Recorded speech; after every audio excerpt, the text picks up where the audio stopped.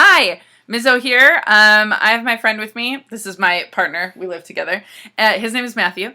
And I wanted to talk a little bit more about messages in interpersonal communication. And right before they really get into messaging, they talk specifically about basically how communication works. So you've got a sender, okay, and a receiver. That's why I had Matthew here to help. But most times you're doing both. So a person is sending a message, and then that person is receiving the message, and then they're often sending a message back, and then I'm receiving the message, so they're doing both. And remember, in those messages, they use the words encoding and decoding. So who's ever sending the message is whenever you put meaning into sound waves. So I'm encoding meaning or a message into my message and sending that, because I'm the sender, to the receiver. And then to understand the message, the receiver decodes it. So again, I'm visual, so like process it, tries to understand it. So we're going to give you an example. So a lot of times Matthew will send, so Matthew's going to be the sender. So he sends me a message and says, I'm going to go fold the laundry in the dryer. Did you put a load in the washer? And that seems like a very simple message. But what's encoded into that message because of our relationship together is, did I overload the washer? Because I've been known to do that. I like to get all the clothes done. I like to get them all done, and then the washer doesn't like it. And more importantly, Matthew doesn't like it. So encoded into that simple question of, did you put a load of laundry in? Did you overload the washer? And then how long has it been there? Did you leave it in the washer, right? Or did you leave a load in the dryer? And then often I will say, don't worry about it. So that's the message. So I've decoded what I think he means by his encoded message. And then I respond back and say, don't worry about it. Which encoded into that message often is, I maybe have done one of those things and I don't want you to deal with it. So I will deal with it. And then Matthew often responds, I'm going to go deal with it anyway. Yeah, so then he knows what I'm... So then he goes and changes the laundry over anyway, because he wants dry clothes, rightfully so. So now we're going to say goodbye to Matthew. Thank you, Matthew, for helping us with sending and receiving. Sure. High five. Okay. So Matthew's leaving, and I want to make the point that you need two people... or more than that, right? But you need both senders and receivers to have that communication. If I just send Matthew a message, so Matthew, I'm still doing a video. So see how I'm sending that message to him, but he's either not receiving it or not responding. We can't have interpersonal communication. So just because I want to have it and I can keep sending messages to Matthew, that doesn't mean we're having it, because he's not... decoding, he's not receiving, and he's not sending anything back. Does that make sense how necessary both of those parts are? So then I want to talk a little bit about messages, and the text does a great job of laying out a lot of the components of the message: noise, feedback. The one that I really want to go over, because I think it's really interesting and really important, is context.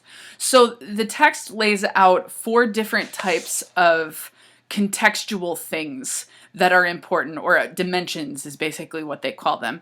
So the first one is a physical dimension. So where are you having that communication? Where are those messages being sent? And think about how different having a discussion, in a bar or a crowded restaurant is to a living room. A lot of times students will wait for me after class and we'll be trying to discuss something in the hallway, and then I'll say, do you want to come back to my office? Because a lot of times whatever it is we're talking about means more or makes more sense in the space of sort of my comfy private office. I have a couch in my office. Some of you have been there. And so the physical dimensions matter, right, as to how they give meaning to that conversation. Think back to some really important messages you've received or discussions that you've had, and how you can remember them because of where you were.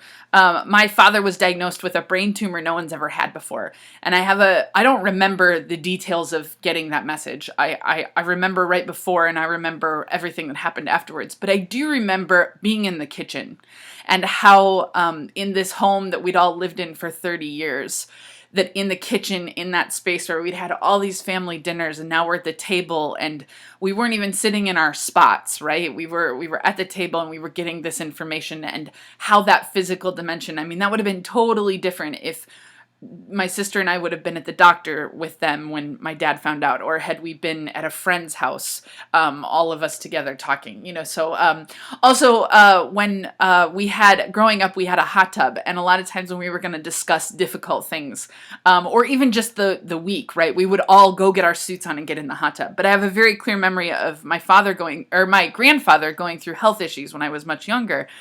And when we would find out new news, my mother would say, "Grab your suits."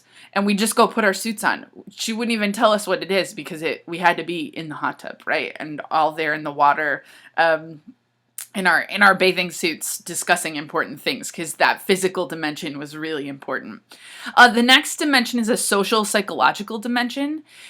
And they don't use the word relationship, right, they're not going to tag it as that, but that's the definition, right, that it's the relationship status among participants.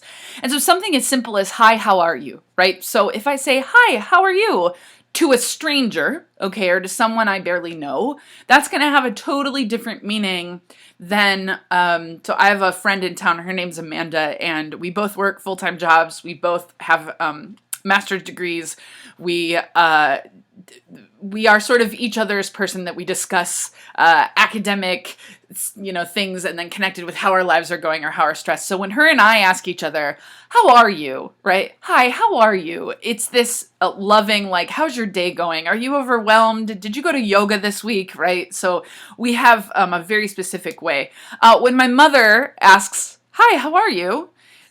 she's asking from a mother relational standpoint. So I had food poisoning recently, and she called like a week later and said, "Hi, how are you doing? How are you?" And there was this social dimension of not only referencing that food poisoning, but also as my mother, as the woman who gave birth to me, it's very important how I'm doing. I've had relationships or individuals that I'm on rocky grounds with, right? So when I'm asking, "Hi, how are you?" there's that social dimension of, "How are you doing? How am I doing with you? Is it okay that we're talking?" Right? So same phrase, "Hi, how are you?" has a totally different contextual meaning based on the relationship status of who I'm communicating with.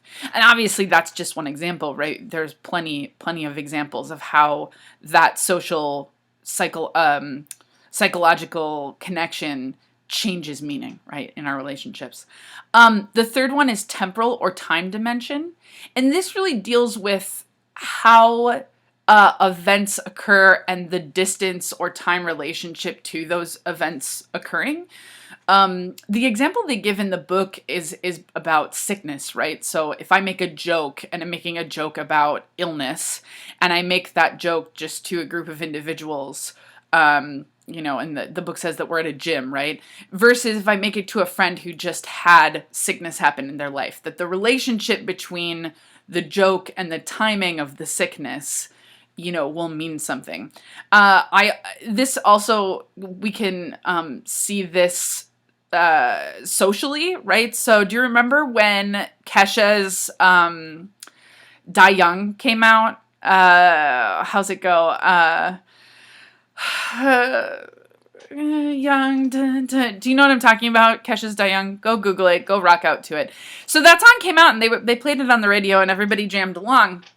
And then the mass shooting in Connecticut happened at the elementary school. And they stopped playing the song on the radio because of the temporal relationship between this song about dying young, right? Which is a pop song, and it's supposed to be frivolous and funny and whatnot. And it's by Kesha, right?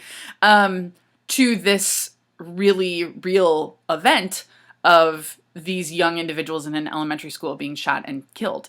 So the song didn't have that meaning until this other event happened, and so that temporal or time dimension between those two messages.